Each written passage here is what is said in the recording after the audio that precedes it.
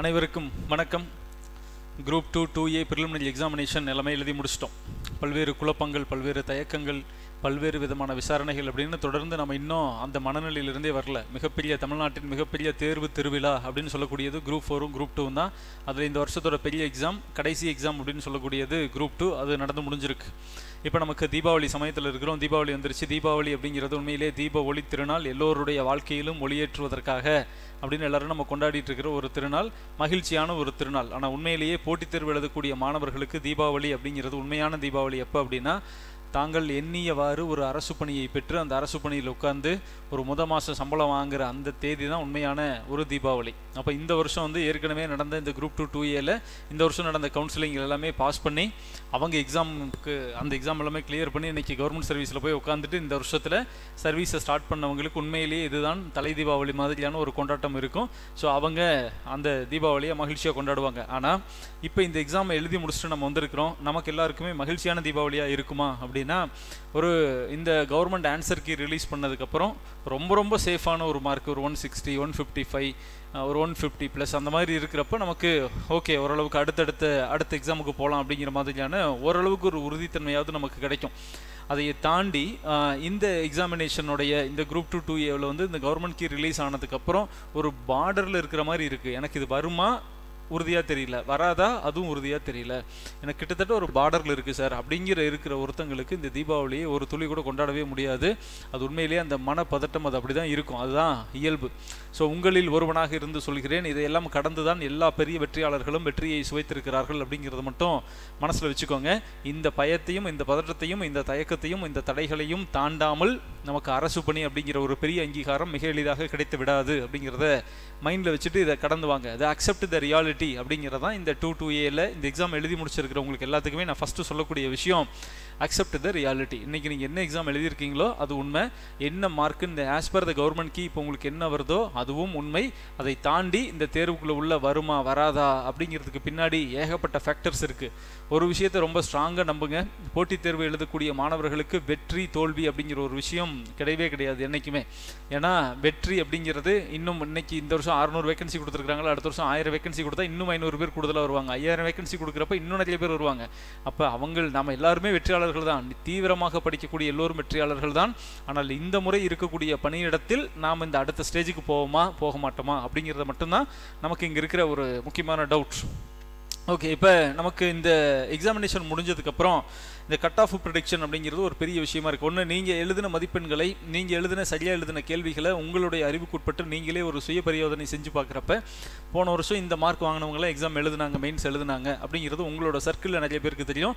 So அதை வச்சு நீங்கள் ஒரு கம்பேர் பண்ணியிருப்பீங்க. இன்னொன்று, தீவிரமாக பயிற்சி அளிக்கக்கூடிய எங்களை போன்ற சில பேர் பலாயிரக்கணக்கான பேர்கிட்ட இருந்து ஒரு டேட்டா வாங்கி அந்த டேட்டாவில் எல்லாருமே மெஜாரிட்டி என்ன வாங்கியிருக்கிறாங்க அப்படிங்கிறத பொறுத்து இந்த எக்ஸாமுக்கு கட் ஆஃப் வருமா வராதா, இல்லை வரக்கூடிய கட் ஆஃப் அப்படிங்கிறது எந்த மாதிரியான ஒரு கட் ஆஃபில் நிற்கும் அப்படிங்கிற விஷயங்களை எல்லாமே நாம் உங்களுக்கு அதை கைட் பண்ணியிருக்கிறோம். அந்த விஷயத்தை நீங்கள் பார்த்துருக்கலாம்.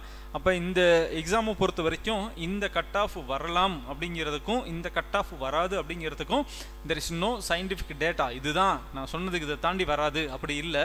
ஆனால் இந்த போட்டித் தேர்வு துறையில் இருக்கக்கூடிய அந்த பலாண்டு கால அனுபவமும் இந்த தேர்வு தாள் எப்படி இருக்குது அப்படிங்கிற அதனுடைய தன்மையையும் பொறுத்து தான் இந்த கட் ஆஃப் ப்ரெடிக்ஷன் அப்படிங்கிறது ஒன்று சொல்லியிருக்கிறோம். ஸோ ஒவ்வொரு கேட்டகரிக்கும் எவ்வளோ அப்படிங்கிறத ரொம்ப டீட்டெயில்டாக ஆல்ரெடி சொல்லியிருக்கிறோம். நீங்கள் அதை ஒன்ஸ் அதை பார்க்கலன்னா கூட அது நீங்கள் உங்களுடைய நிலைமை அதில் எந்த கேட்டகரிக்குள்ளே வருது அப்படிங்கிறத ஒன்ஸ் நீங்கள் அதை பார்த்துடலாம். ஸோ இந்த எக்ஸாமை பொறுத்த வரைக்கும் மிகவும் ஒரு விசித்திரமான விஷயம் என்ன அப்படின்னா, மிக குறைவான காலி பணியிடங்கள். ஒரு குரூப் 2க்கு 650 பணியிடங்கள் அப்படிங்கிறது மிகவும் குறைவானது. அதில் குரூப் 2க்கு ரொம்ப குறைவு, குரூப் 2Aக்கு தான் நிறைய அதிகம். அப்படிங்கிறப்ப நமக்கு கட் ஆஃப் ஆப்வியஸ்லி எப்போவுமே வேக்கண்ட் கம்மியாகிறப்ப கட் ஆஃப் இன்க்ரீஸ் ஆகும் அப்படிங்கிறது ஒரு காமனான ரூல். ஆனால் அந்த ரூல் இந்த டைம் ஒர்க் அவுட் ஆகுமா அப்படின்னா ஆகாது. ஏன்னா இந்த கொஷின் பேப்பருடைய ஸ்டாண்டர்ட் அப்படிங்கிற ஒரு விஷயம். ஸோ முன்ன பொது தமிழ் எல்லாமே ரொம்ப கஷ்டமாக இருந்துச்சு, ஜென்ரல் இங்கிலீஷ் ரொம்ப ஈஸியாக இருக்குது அப்படின்னு சொல்லி எல்லாருமே நார்மலைஸ் பண்ணுங்க அப்படின்னு நார்மலைசேஷன் கேட்டோம். அப்போ இந்த நார்மலைஸ் பண்ணுறப்ப இந்த குரூப் 2 பொறுத்த வரைக்கும் என்னாச்சு அப்படின்னா, ஒரு துளி அளவு ஜென்ரல் தமிழை விட ஜென்ரல் இங்கிலீஷ் தான் கொஞ்சம் டஃப்பாக மாறுச்சு. இப்போ ஜென்ரல் இங்கிலீஷ் ஸ்டூடெண்ட்ஸ் வந்து எங்களுக்கு நார்மலைஸ் பண்ணுங்க, தமிழ் அளவுக்கு கொண்டுட்டு வாங்கன்னு கேட்கக்கூடிய நிலைமைக்கு இப்போ கொண்டுட்டு வந்துட்டாங்க. ஏன்னா பொது தமிழை பொறுத்த வரைக்கும் போன குரூப் 4ல் ரொம்ப அவுட் ஆஃப் சிலபஸில் என்னென்னமோ கேட்க இருக்கவும் அது ரொம்ப சர்ச்சையானதால் தமிழை ஓரளவுக்கு ஒரு நல்ல ஸ்டாண்டர்டான கொஷின் பேப்பர் தான், பட் ஓரளவுக்கு அதை நம்ம மேட்ச் பண்ணக்கூடிய அளவுக்கு இருந்துச்சு. அப்போ அதே அளவுக்கு ஆங்கிலத்தையும் கொண்டுட்டு வரணுங்கிறப்ப அதிக சிரத்தை எடுத்து ஜென்ரல் இங்கிலீஷ் கொஷின் பேப்பர் கொண்டுட்டு வரப்ப ஜென்ரல் இங்கிலீஷ் எதிர்பார்த்ததை விட கொஞ்சம் கூடுதலாகவே டஃப்பாக மாறி இருக்கு அப்படிங்கிறது தான் உண்மை. ஸோ ஆல்மோஸ்ட் சமநிலையில் வந்துருச்சு. அதில் ஒரு பாயிண்ட் வந்து ஜென்ரல் இங்கிலீஷ் தான் கொஞ்சம் டஃப்பாகவும் இருந்துச்சு அப்படிங்கிற அளவுக்கு நம்ம சொல்லலாம். ரொம்ப பெரிய பேராகிராஃப், ரீடிங் காம்ப்ரிஹென்ஷன்லாம் அவ்வளோ பெரிய பேராகிராஃப், அதை படித்து போடுறதுக்குள்ளே 5 கொஷின் 6 கொஷின் போட்டிருக்கலாம். அது மாதிரியான ஒரு நிலைமை. அப்போ நம்ம இந்த கட் ஆஃபை பற்றி நமக்குள்ளே இருக்கிற ஒரு பெரிய பயம் இருக்குல்ல, அந்த பயத்தில் நம்ம சில விஷயங்களை நம்ம உணர்ந்து கொள்ள வேண்டிய விஷயம் என்ன அப்படின்னா, கட் ஆஃப் இன்க்ரீஸ் ஆகிறதுக்கு கம்மி வேகன்சி, அதனால் கட் ஆஃப் இன்க்ரீஸ் ஆகும் அப்படிங்கிறது ஒரு ஃபேக்டர். அப்படின்னா அந்த கட் ஆஃப் கம்மியாக ஆகிறதுக்கு அங்கே 4-5 ஃபேக்டர் இருக்குது. கொஷின் பேப்பரோட ஸ்டாண்டர்ட் இருக்குது. ஜென்ரல் தமிழோ ஜென்ரல் இங்கிலீஷோ 80 கொஷின்ஸ் அப்படிங்கிறது வெரி குட் கொஷின்ஸ். அதில் 80 கொஷின் போட முடியும். 25க்கு 20 கொஷின் ஜென்ரல் தமிழில் ஆப்டிடியூடில் அதை போட முடியும். ஸோ 80 20 100 ஆச்சு. அப்போ மீதி இருக்கக்கூடிய 75ல் 50 கொஷின் போட்டாவே ரொம்ப சூப்பரான ஒரு ஸ்டேஜ். அப்போ 150. இப்போ உங்ககிட்ட என்ன சொல்லுவாங்க சில பேர், நான் 160 போட்டேன் 165 போட்டேன் அப்படின்னு சொல்கிறப்ப அந்த 160 65ங்கிறது எல்லாமே எக்ஸப்ஷனல். நீங்கள் எவ்வளோ கஷ்டமான பேப்பர் கொடுத்தாலுமே 180 போடக்கூடிய ஆட்கள் இருக்கிறாங்க பல ஆண்டுகளாக. அது ஏதோ ஒரு வகையில் இது நம்ம போட்டுருவாங்க, நமக்கு நெகட்டிவ் மார்க்கிங்கும் இல்லை அப்படிங்கிறப்ப சில சமயங்களில் அப்படியான விஷயங்கள் நடக்கலாம். ஆனால் அது வந்து பொதுவானது அல்ல. Exceptions R not examples. விதிவிலக்குகள் உதாரணங்கள் இல்லை, அதெல்லாம் விதிவிலக்குகள். அவங்கள பார்த்து நீங்கள் பயப்படாதீங்க. அப்போ இது ஒரு ஜென்ரல் கேட்டகரி. ஒரு ஜென்ரலாக எல்லாரும் எந்த ரேஞ்ச் ஆஃப் மார்க்ஸ்குள்ளே ஃபாலோ ஆவாங்க அப்படிங்கிறத நம்ம பார்க்கணும். அப்போ அரௌண்ட் 140 to 150 அப்படிங்கிற ரேஞ்சுக்குள்ளே தான் நல்லா படிக்கக்கூடிய ஸ்டூடெண்ட்ஸ் எல்லாருமே நீங்கள் ஃபிக்ஸ் ஆகக்கூடிய இடம் எது அப்படின்னா இந்த 140 to 150 அப்படிங்கிற கேட்டகரி. அது 141 இருக்கலாம், 42 இருக்கலாம், 45 இருக்கலாம், 48 இருக்கலாம், 50 இருக்கலாம். பட் பெரும்பாலானவர்களால் சீரியஸாக படிக்கக்கூடிய பெரும்பாலானவர்களால் வாங்கக்கூடிய மார்க்கு அப்படிங்கிற கேட்டகரி இதுக்குள்ளே தான். ஸோ டெஃபினட்டாக கட் ஆஃப் அப்படிங்கிறது நீங்கள் ப்ரிலிமினரியிலிருந்து மெயின்ஸுக்கு போகிறப்ப உங்களோட கட் ஆஃப் எந்த இடத்துல ஃபிக்ஸ் ஆகும் அப்படின்னா இந்த இடத்துல தான் ஃபிக்ஸ் ஆகும். இந்த 140 to 150க்குள்ளே தான் ஃபிக்ஸ் ஆகும். அதுக்கு மேலே சில பேர் இருப்பாங்க, அவங்க ஆப்வியஸ்லி போவாங்க, நம்ம அவங்கள கணக்கில் விட்டுறலாம். பட் பெரும்பாலானவர்கள் இருக்கக்கூடிய இடம் இதுதான் அப்படிங்கிறப்ப அதை மட்டும் நீங்கள் இந்த ரேஞ்சுக்குள்ளே இருக்கிறீங்க அப்படின்னா, இந்த பேப்பரை பொறுத்த வரைக்கும் நான் சொல்லுவேன் 135 கொஸ்டின்ஸுக்கு பக்கம் போட்டுட்டீங்க அப்படின்னாவே இந்த பேப்பரில் நீங்கள் உண்மையாக படித்து நல்ல தீவிரமான ஒரு தயாரிப்புக்குள்ளே இருந்த ஒருத்தங்களால் மட்டும்தான் இந்த பேப்பரில் ஒரு 135 கொஸ்டின்ஸ் போட முடியும். அது ஈஸியாக போட்டுற முடியாது. அப்போ நீங்கள் எல்லாருமே நல்லா பண்ணியிருக்கீங்க. அதில் 140+ இருக்கிறீங்க அப்படின்னா தயவு செஞ்சு நீங்கள் ஆல்மோஸ்ட் நீங்கள் வெற்றி பெற்று விட்டீர்கள், அடுத்த ஸ்டேஜுக்கு போக போகிறீங்க அப்படிங்கிற ஒரு மனநிலைக்கு வந்துருங்க. இப்போ குரூப் 4 மாதிரியான ஒரு எக்ஸாம் அப்படின்னா பிரச்சனையே இல்லை. ஏன்னா அது ஒரே ஒரு ஸ்டேஜ் எக்ஸாமினேஷன், எழுதிட்டோம், மறந்துடுவோம், பார்த்துக்கலாம், அப்புறம் ஏதோ ஒன்று நடக்கட்டும், ரிசல்ட் வர அன்னைக்கு ஒரே நாளில் தெரிஞ்சு போயிடும் அப்படின்னு விட்டுறலாம். பட் இந்த குரூப் 1 குரூப் 2 2A அப்படிங்கிறது எல்லாமே ப்ரிலிம்ஸ் டு மெயின்ஸ் இந்த 2 ஸ்டேஜ் எக்ஸாம்ஸ் வர்றப்ப இந்த பதட்டமும் பயமும் தவிர்க்கவே முடியாது. ஏன்னா ப்ரிலிம்ஸ் கிளியர் பண்ணணும், ப்ரிலிம்ஸ் கிளியர் ஆகுமா ஆகாதாங்கிறது ஒன்று இருக்கும். அப்போ அது வர வரைக்கும் நம்ம படிக்கலாமா வேண்டாமான்னு இருக்கும். பாஸ் ஆனாலும் ஒரு கவலை வரும், பாஸ் ஆகலைனாலும் ஒரு கவலை வரும். பாஸ் ஆனால் மெயின்ஸ் எப்படி எழுதணும், மெயின்ஸ் அப்படிங்கிறது ஒரு பிரம்மாண்டமான ஒரு பயம் வரும். அதுக்கப்புறம் பாஸ் ஆகலைன்னா ஐயோ பாஸ் ஆகலை, இப்போ நம்ம திரும்ப ஃபஸ்ட்லேருந்து வருவோமா, இல்லை வேறு வேலைக்கு எதாவது பார்த்துட்டு போயிடுவோமா அப்படிங்கிற ஒரு பயம் வரும். ஸோ இந்த 2 ஸ்டேஜ் எக்ஸாம் அப்படிங்கிறது கடைசி கட்டத்தில் நீங்கள் போய் ஒரு உங்களுக்கான வேலை அப்படிங்கிற ஒரு நியமன ஆணை பெறுகிற வரையிலும் அந்த பதட்டம் உங்களை தொற்றிக்கொண்டே தான் இருக்கும். அதுதான் இந்த 2 ஸ்டேஜ் எக்ஸாமுடைய நேச்சர். அப்போ நமக்கு இந்த குரூப் 4 மாதிரி இல்லை, இதுதான் குரூப் 2 2Aவோட நேச்சர் இதுதான் அப்படிங்கிறப்ப அந்த நேச்சரை நம்ம ஃபஸ்ட்டு அக்செப்ட் பண்ணிக்கிறோம். அப்போ இந்த அக்செப்ட் பண்ணிக்கிட்டு இப்போ நம்ம அடுத்தது என்ன பண்ண போகிறோம், நம்ம படிக்கலாமா வேண்டாமா, இந்த 140 தாண்டிட்டோம், 40 தாண்டினதுக்கப்புறம் நமக்கு வருமா வராதா, வந்ததுக்கப்புறம் பார்த்துக்கலாம், எப்போ வரும், அது வருமா வராதாங்கிறது எப்போ தெரியும், நமக்கு டிசம்பரில் ரிசல்ட்டு, மார்ச்சில் எக்ஸாமினேஷன் அப்படிங்கிறப்ப உங்களுக்கு தேர்வு முடிவுகள் வந்த தேதியிலிருந்து மொத்தமே உங்கள்கிட்ட இருக்கிறது ஒரு 90 நாட்கள் தான் இருக்க போகுது. அப்போ இந்த 90 நாட்களில் உங்களால் எல்லா பிரமிக்கத்தக்க சாதனைகளையும் பண்ணிட முடியுமா, நீங்கள் படிச்சிருவீங்களா அப்படின்னா படிக்க முடியாது. ஸோ உங்கள் கண்ணுக்கு முன்னாடி இருக்கிறது 2 முக்கியமான விஷயம். ஒன்று ப்ரிலிமினரி நம்ம நல்லா பண்ணலை, நான் ஒரு 125 பண்ணியிருக்கிறேன் 130 பண்ணியிருக்கிறேன் அப்படின்னா இன்னும் நிறைய பயிற்சி செய்ய வேண்டும் அப்படின்னு அர்த்தம். ஸோ ப்ரிலிம்ஸுக்கு நீங்கள் ஒரு ட்ராக்கில் இருக்கிறீங்க, ஆனால் இன்னும் நிறைய பயிற்சி செய்யணும் அப்படின்னு அர்த்தம். ஒருவேளை ப்ரிலிம்ஸ் நீங்கள் நல்லா பண்ணி நீங்கள் எனக்கு கட் ஆஃப் கிளியர் ஆகிற மாதிரி எனக்கு ஒரு நம்பிக்கை இருக்குது அப்படின்னா உங்களுடைய முதல்நிலை தேர்வு வெற்றியை முழுமையான வெற்றியாக மாற்றணும். ப்ரிலிம்ஸ் சக்ஸஸை ப்ரெஸ்டீஜியஸ் கவர்மெண்ட் ஆஃபீஸர் அப்படிங்கிற இந்த ஃபைனல் ஸ்டேஜுக்கு நீங்கள் கொண்டுட்டு போய் சேர்த்துணும். இது 2மே உங்கள் கையில் தான் இருக்குது. இந்த 2 தான் உங்கள் கண்ணுக்கு முன்னாடி இருக்கிற 2 சாய்ஸ். அப்போ இதில் 3வது சாய்ஸ்னு ஒன்று இருக்குது. அது என்னது, இந்த துறையவே விட்டுட்டு நான் வேறு எதுக்காவது போயிடுறேன் அப்படிங்கிற ஒன்று.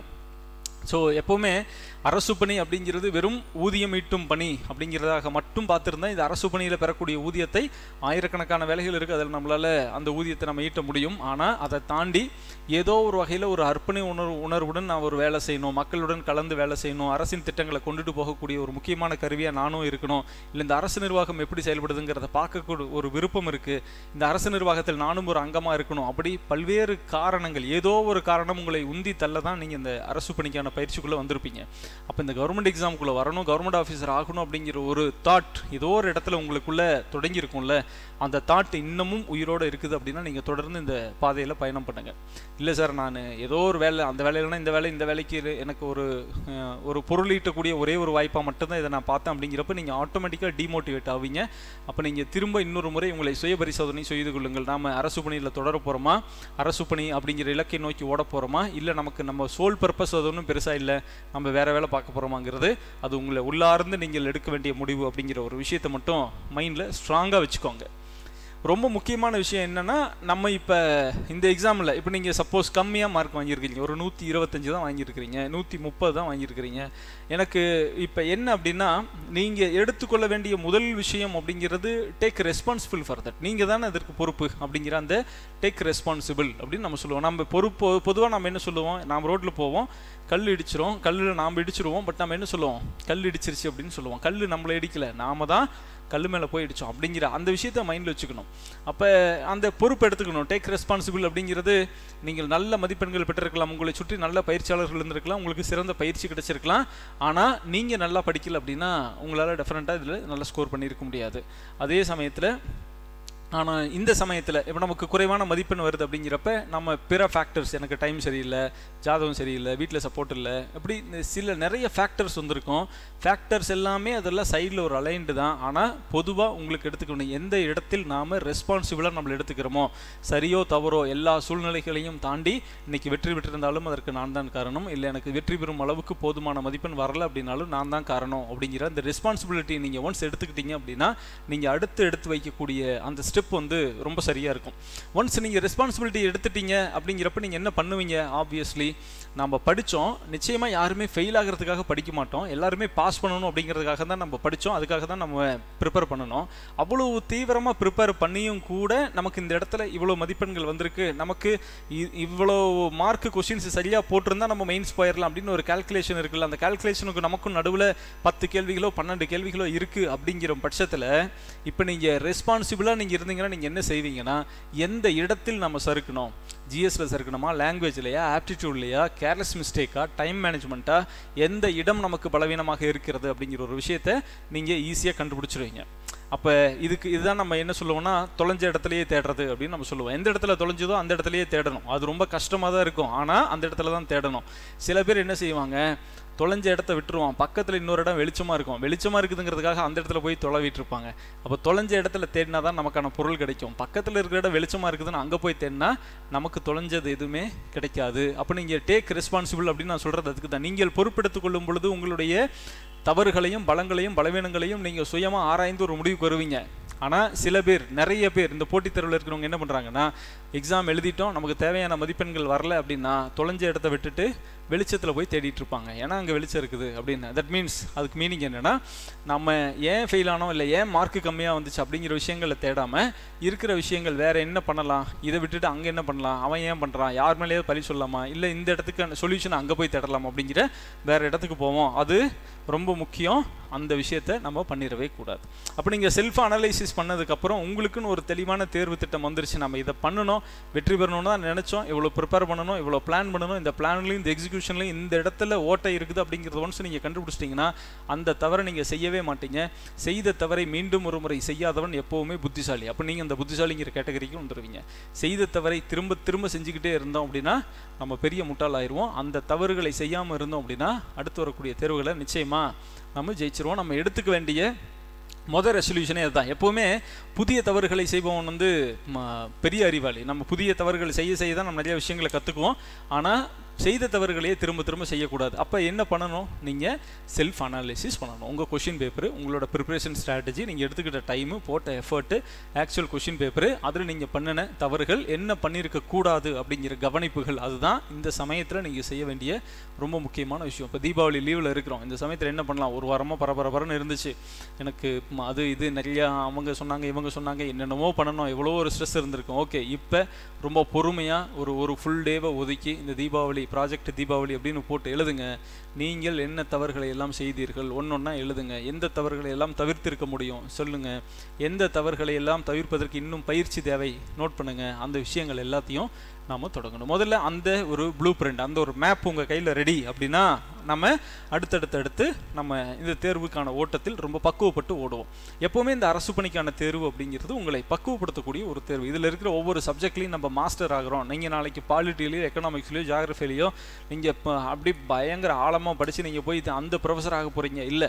இந்த அரசு பணி அப்படிங்கிறது மிகவும் அங்கீகாரமிக்க பணி. இதற்கு லட்சக்கணக்கான பேர் எனக்கும் வேணும் அப்படின்னு கேட்டு வர்றப்ப உங்களை ஃபில்டர் பண்ணுறதுக்காக ஒரு விஷயத்தை கொடுக்குறாங்க. அப்போ இந்த ஃபில்டர் பண்ணக்கூடிய இந்த தேர்வு, இந்த நடைமுறையில் உங்களுக்கு ஒரு சப்ஜெக்ட் வரல அப்படின்னா நீங்கள் ரொம்ப ஃபிட்டப் ஆகக்கூடாது. ஒரு சப்ஜெக்ட் ரொம்ப நல்லா வருது அப்படிங்கிறதுக்காக நீங்கள் மகிழ்ச்சியில் ரொம்ப உச்சத்துக்குலாம் போகக்கூடாது. ஏன்னா நீங்கள் சப்ஜெக்ட் மாஸ்டர் ஆகிறதுக்காக இந்த ப்ரிப்பரேஷனுக்குள்ளே வரல, உங்களுக்கு ஒரு அரசு பணியை பெறுவதற்காக நீங்கள் வந்திருக்கிறீர்கள் அப்படிங்கிறத மைண்டில் வச்சுக்கோங்க. அப்போ இந்த தேர்வு உங்களை பக்குவப்படுத்துகிறது. எந்த இடத்துல பக்குவப்படுத்துது, எந்த இடத்தில் நாம் தவறு விடுகிறோம் அப்படிங்கிற விஷயத்தை நீங்கள் எப்போ புரிஞ்சுக்கிறீங்களோ அப்போ தான் இந்த தேர்வு உங்களை பக்குவப்படுத்துகிறது அப்படிங்கிறது அர்த்தம். அந்த பக்குவப்படுத்தி நீங்கள் வந்துடணும்.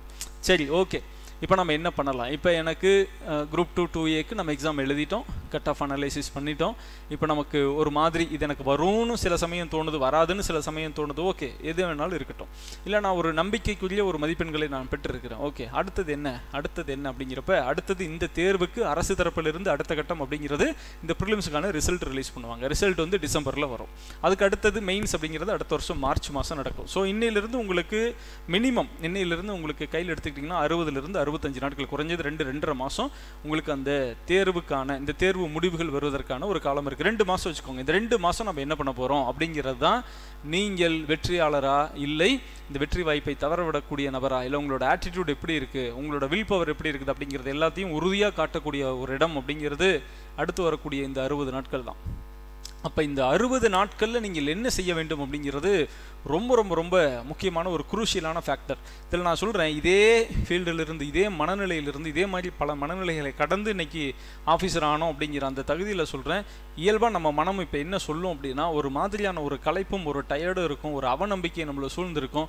அடுத்து வரக்கூடிய 60 நாட்களை மனசு இயல்பாக என்ன சொல்லுவோம்னா, பார்ப்போம் எல்லாத்தையும் அப்படியே எடுத்து போடுவோம், ரிசல்ட் வந்தால் அதுக்கப்புறம் ஃபுல் ஃப்ளெஜ்டாக படிச்சுக்கலாம், இதுவே திரும்ப இப்போ நம்ம படிச்சுட்டு இருக்க முடியாது அப்படின்னு சொல்லும்.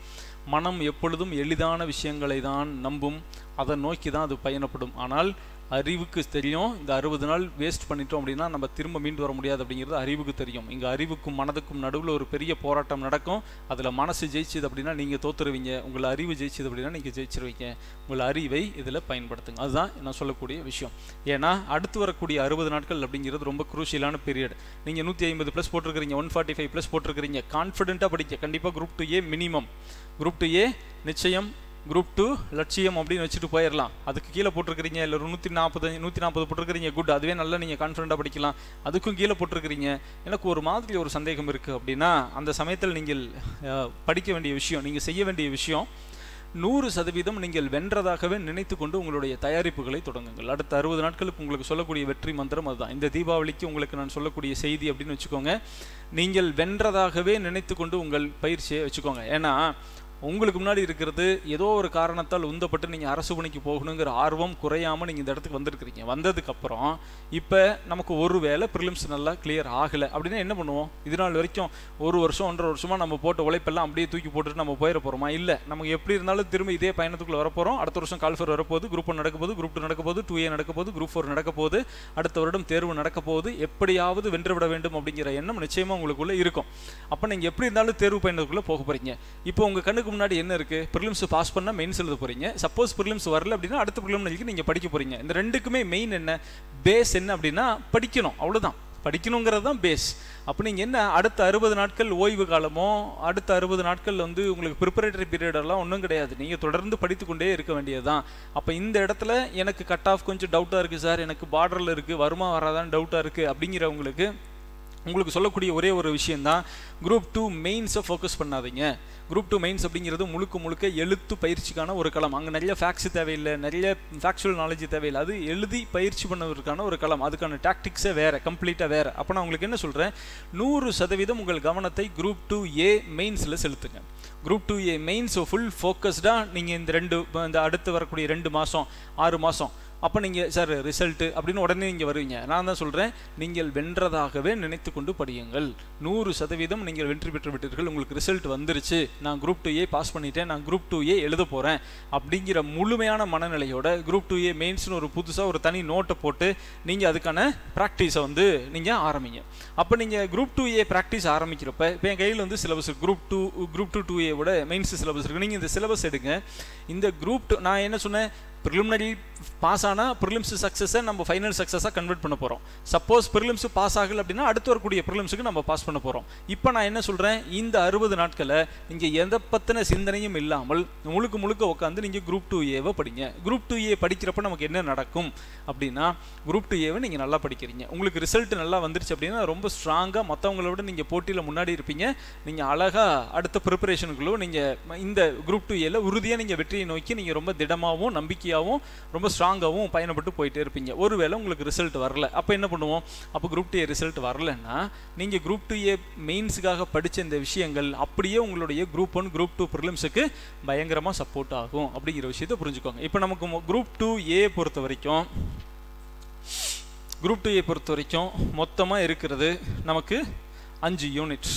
இந்த 5 யூனிட்டில் நம்ம என்னென்ன விஷயங்களை செய்ய போகிறோம், அது என்னென்னலாம் இருக்குது அப்படின்னா, first unit modern history of Tamil Nadu, Tamil society, culture and heritage அப்படின்னு இருக்குன்னா, இந்த யூனிட் முழுக்க குரூப் 2Aல உங்களுக்கு இருக்கக்கூடிய இந்த யூனிட் முழுக்க நமக்கு சிலபஸில் இருக்கிற அந்த பழைய யூனிட் 8 அப்படின்னு சொல்லுவோம். இப்போ இந்த யூனிட் 6 இருக்குது. அந்த யூனிட் 8க்கான சிலபஸ் சிலபஸ். ரெண்டாவது unit administration of states with reference to Tamil Nadu அப்படின்னு இருக்குது. அது முழுக்க அட்மினிஸ்ட்ரேஷன் யூனிட் 9, பழைய யூனிட் 9, இப்போ இருக்கிற யூனிட் 5. அந்த அட்மினிஸ்ட்ரேஷன் பார்ட்டில் இருக்கிற பாதியும் மீதி இருக்கிறது பாலிட்டி ப்ளஸ் யூனிட் 9 சேர்ந்தது தான் ரெண்டாவது இருக்கிற unit administration of states with reference to Tamil Nadu அப்படின்னு சொல்லக்கூடியது. சயின்ஸ் அண்ட் டெக்னாலஜி அந்த கொஞ்சம் கஷ்டமான ஏரியா, அந்த ஏரியாவை மட்டும் நீங்கள் இப்போ ஸ்கிப் பண்ணி வைக்கலாம். அது நம்ம மெயின்ஸ் வந்ததுக்கப்புறம் கூட நம்ம படிச்சுக்கலாம். ஏன்னா சயின்ஸுக்கான வெயிட்டேஜே ப்ரிலிமினரியில் ரொம்ப கம்மியாக இருக்குது அப்படிங்கிறப்ப நம்ம அதை விட்டு வைக்கலாம். அடுத்து Tamil Nadu economy and social issues, இது அப்படியே நமக்கு எக்கனாமிக் சிலபஸில் கவர் ஆக போகுது.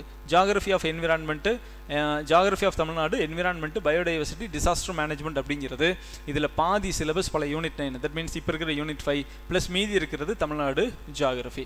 மீதி இருக்கிறது என்ன, ரீசனிங் இன்னைக்கு நம்ம ப்ரிலிமினரி லெவலில் இருக்கிற ஆப்டிடியூட்லையுமே நமக்கு ரீசனிங் உள்ளே கொண்டுட்டு வந்துட்டாங்க. இங்கே படிக்கிற ரீசனிங் டெஃபினட்டாக அங்கே யூஸ் ஆகும். ஸோ எந்த இடத்திலும் நீங்கள் ஒரு நாள் கூட நீங்கள் போட்ட 1 மணி நேரம் எஃபர்ட்டு கூட எந்த இடத்துலையும் வேஸ்ட் ஆக போகிறதில்ல.